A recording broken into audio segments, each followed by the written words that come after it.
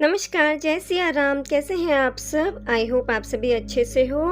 आज माघ मास की तृतीया तिथि है और आज तृतीया तिथि जो कि 31 जनवरी शुक्रवार को दोपहर 2 बजे से प्रारंभ हुई थी, आज 1 फरवरी शनिवार को सुबह 11:38 पर समाप्त होगी।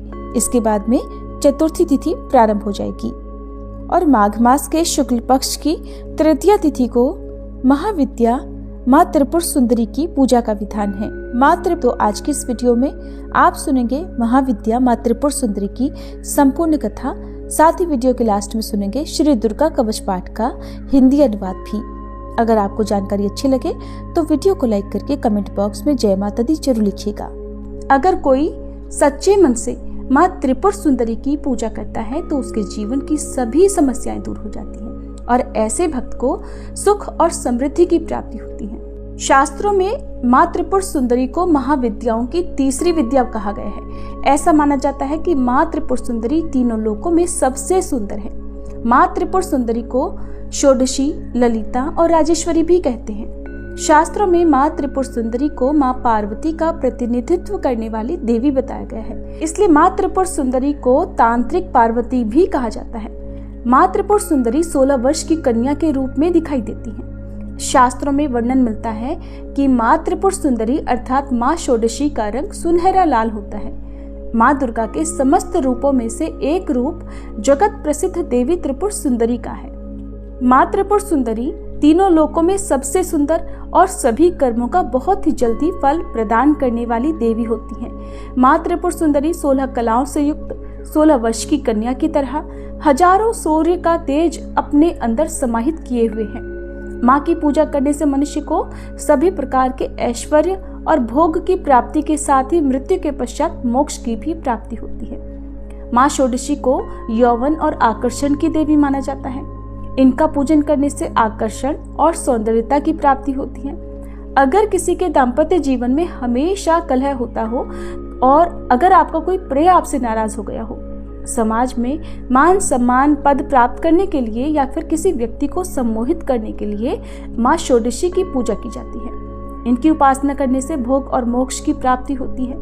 माँ की 4 भुजाएं हैं।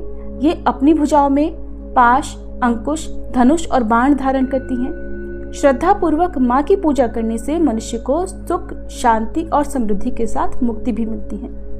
अगर कोई व्यक्ति सच्चे मन से माँ त्रिपुर सुंदरी की पूजा करता है तो वो आसानी से अपने शरीर, मन और भावनाओं को नियंत्रित कर सकता है।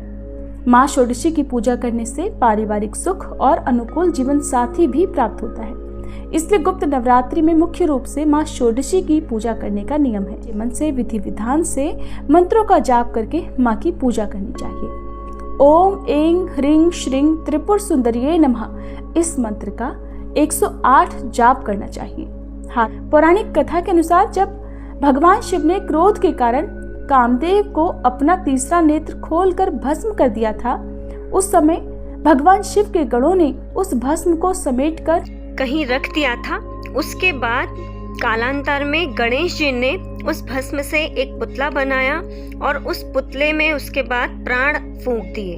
भोलेनाथ की आशीर्वाद से ही उस पुतले में जब प्राण आ जाते हैं, उसके पश्चात गणेश जी ही उस बालक को, जो कि भंड नाम से उत्पन्न हुआ था, उसको शिव आराधना करने की सलाह देते हैं।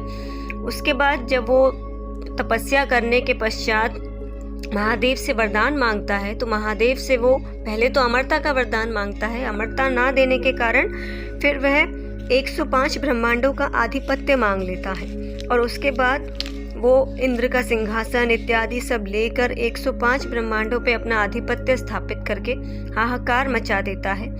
तब सभी देवतागण मिलकर एक महायज्ञ करते हैं। उसमें अपने अपने एक एक अंग की आहुति देते हैं और उसके पश्चात माता ललितांबिका त्रिपुर सुंदरी षोडशी श्री राजेश्वरी का प्राकट्य होता है।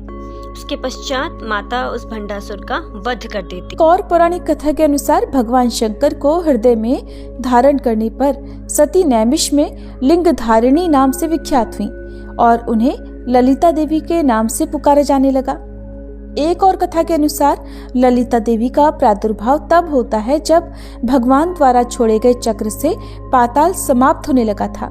इस स्थिति से विचलित होकर ऋषि मुनि भी घबरा गए और संपूर्ण पृथ्वी धीरे धीरे जलमग्न होने लगी। तब सभी ऋषि माता ललिता देवी की उपासना करने लगे। उनकी उपासना से प्रसन्न होकर देवी प्रकट हुई और इस विनाशकारी चक्र को उन्होंने थाम लिया और फिर सृष्टि को नवजीवन मिला। महाविद्या मां त्रिपुर सुंदरी शांत मुद्रा में लेटे हुए सदाशिव की नाभि से निर्गत कमल आसन पर विराजमान है। 4 भुजाओं में देवी के पाश, अंकुश, धनुष और बाण हैं। तीनों नेत्रों से युक्त और मस्तक पर अर्धचंद्र को धारण करती हैं। मान्यता है कि मां त्रिपुर सुंदरी की पूजा अर्चना करने से भक्तों की सभी मनोकामनाएं पूर्ण हो जाती हैं।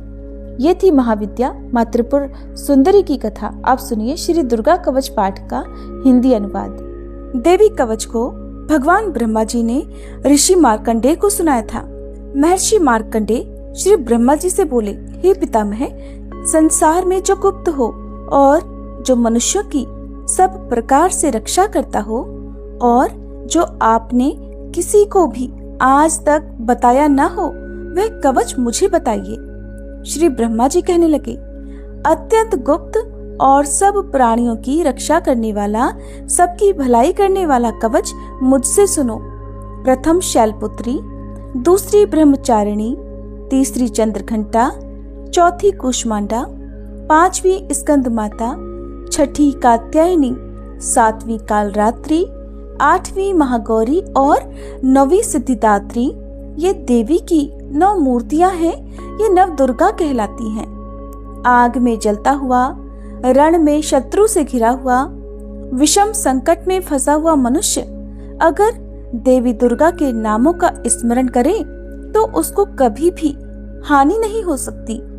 रण में उसके लिए कुछ भी आपत्ति नहीं होती और न उसे किसी प्रकार का कोई दुख या डर ही होता है। हे देवी, जिसने श्रद्धा पूर्वक तुम्हारा स्मरण किया है उसकी वृद्धि होती है और जो तुम्हारा चिंतन करते हैं उनकी तुम निसंदेह रक्षा करने वाली हो। चामुंडा प्रेत पर, वाराही भैंसे पर, रौद्री हाथी पर, वैष्णवी गरुड़ पर अपना आसन जमाती हैं। माहेश्वरी बैल पर, कौमारी मोर पर और हाथ में कमल लिए हुए विष्णु प्रिया लक्ष्मी जी कमल के आसन पर विराजती हैं। बैल पर बैठी हुई ईश्वरी देवी ने श्वेत रूप धारण कर रखा है और सब प्रकार के आभूषणों से विभूषित ब्राह्मी देवी हंस पर बैठती हैं और इस प्रकार ये सब देवियां सब प्रकार के योगों से युक्त और अनेक प्रकार के रत्न धारण किए हुए हैं। भक्तों की रक्षा के लिए संपूर्ण देवियां रथ में बैठी और क्रोध में भरी हुई दिखाई देती हैं तथा चक्र, गदा, शक्ति, हल, मूसल, खेटक और तोमर, परशु तथा पाश, भाला और त्रिशूल और उत्तम शारंग आदि शस्त्रों को दैत्यों के नाश के लिए और भक्तों की रक्षा करने के लिए, देवताओं के कल्याण के लिए धारण किए हुए हैं। हे महारौद्रे, अत्यंत घोर पराक्रम, महान बल और महान उत्साह वाली देवी, आपको मैं नमस्कार करता हूँ। हे देवी, आपका दर्शन दुर्लभ है और आप शत्रुओं के भय को बढ़ाने वाली हैं। हे जगदम्बिके, मेरी रक्षा करो। पूर्व दिशा में ऐन्द्री शक्ति मेरी रक्षा करे, अग्निकोण में अग्नि शक्ति, दक्षिण दिशा में वाराही देवी और नैऋत्य कोण में खड्गधारिणी देवी मेरी रक्षा करे। पश्चिम दिशा में वारुणी, वायु कोण में मृगवाहिनी, उत्तर दिशा में कौमारी और ईशान कोण में शूलधारिणी देवी मेरी रक्षा करे। ब्रह्माणी ऊपर की ओर से मेरी रक्षा करे और वैष्णवी देवी नीचे की ओर मेरी रक्षा करे। और इसी प्रकार शव पर बैठी चामुंडा देवी 10 दिशाओं में मेरी रक्षा करे। जया देवी आगे, विजया पीछे की ओर, अजिता बाईं ओर, अपराजिता दाहिनी ओर मेरी रक्षा करे। उद्योतनी देवी शिखा की रक्षा करे तथा उमा मेरे मस्तक पर विराजमान होकर मेरी रक्षा करे। इसी प्रकार ललाट की मालाधरी देवी रक्षा करें और यशस्विनी देवी मेरी भौहों की रक्षा करें। भौहों के मध्य भाग में त्रिनेत्रा नथुनों की यमघंटा देवी रक्षा करें। नेत्रों के मध्य में शंखिनी देवी और द्वारवासिनी देवी कानों की रक्षा करें। कपोलों की कालिका देवी और कानों के मूल भाग की भगवती शांकरी रक्षा करें।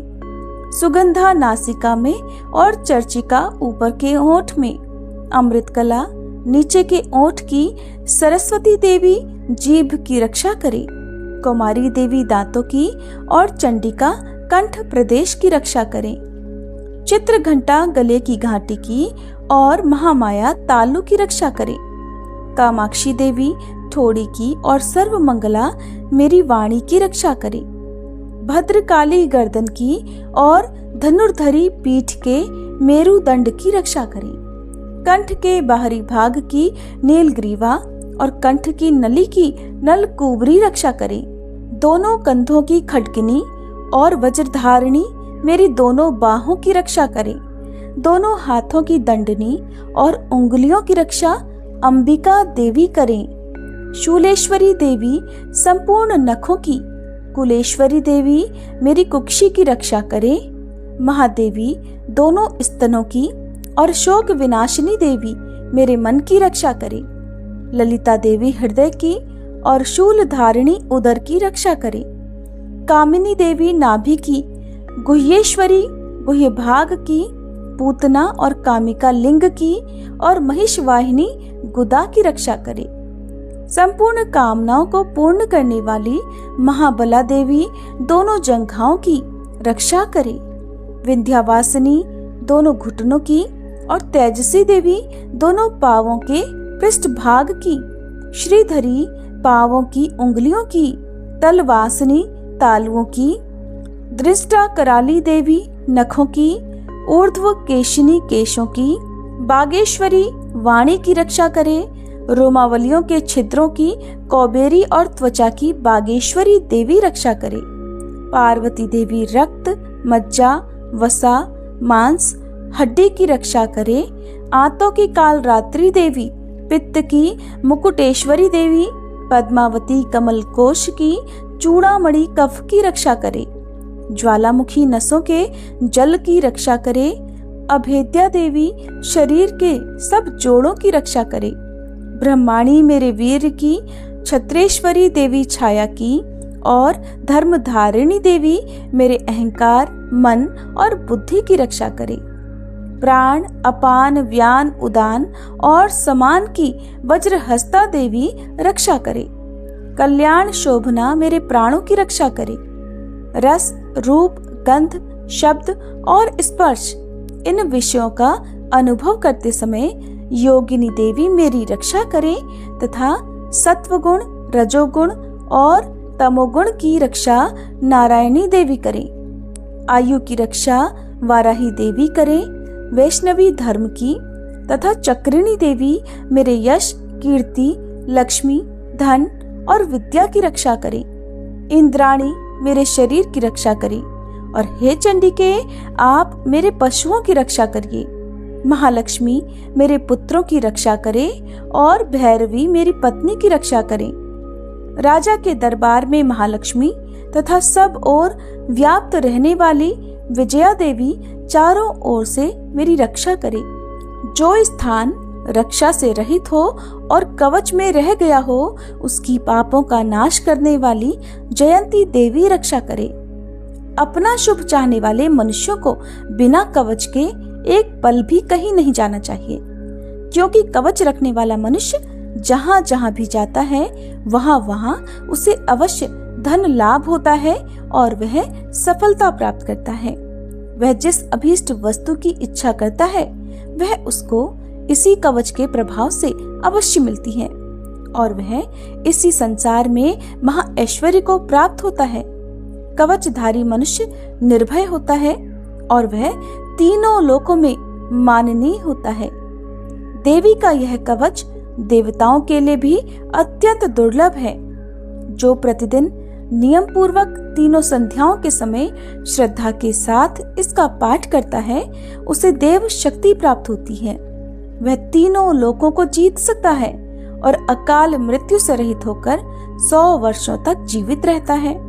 उसकी लूता, चर्म रोग, विस्फोटक आदि समस्त व्याधियां समूल नष्ट हो जाती हैं और स्थावर, जंगम तथा कृत्रिम विष दूर होकर उनका कोई असर नहीं होता और समस्त अभिचारक प्रयोग और इस तरह के जितने यंत्र मंत्र इत्यादि होते हैं इस कवच के हृदय में धारण करने पर नष्ट हो जाते हैं। इसके अलावा पृथ्वी पर विचरने वाले भूचर, नभचर, जलचर प्राणी, उपदेश मात्र से सिद्ध होने वाले निम्न कोटि के देवता, अपने जन्म से साथ प्रकट होने वाले देवता, कुल देवता, माला आदि डाकिनी, शाकिनी, अंतरिक्ष में विचरने वाली अत्यंत बलवती भयानक डाकिनियां, ग्रह, भूत, पिशाच, यक्ष, गंधर्व, राक्षस, ब्रह्म राक्षस, बेताल, कुष्मांड और भैरव आदि अनिष्टकारक देवता भी उस मनुष्य को, जिसने कि अपने हृदय में यह कवच धारण किया हुआ है, देखते ही भाग जाते हैं। इस कवच के धारण करने से मन और तेज बढ़ता है। जो मनुष्य इस कवच का पाठ करके सप्तशती चंडी का पाठ करता है, उसका यश जगत में विख्यात होता है और जब तक वन, पर्वत और कानन आदि इस भूमंडल पर हैं, तब तक यहाँ पुत्र पौत्र आदि संतान परंपरा बनी रहती है।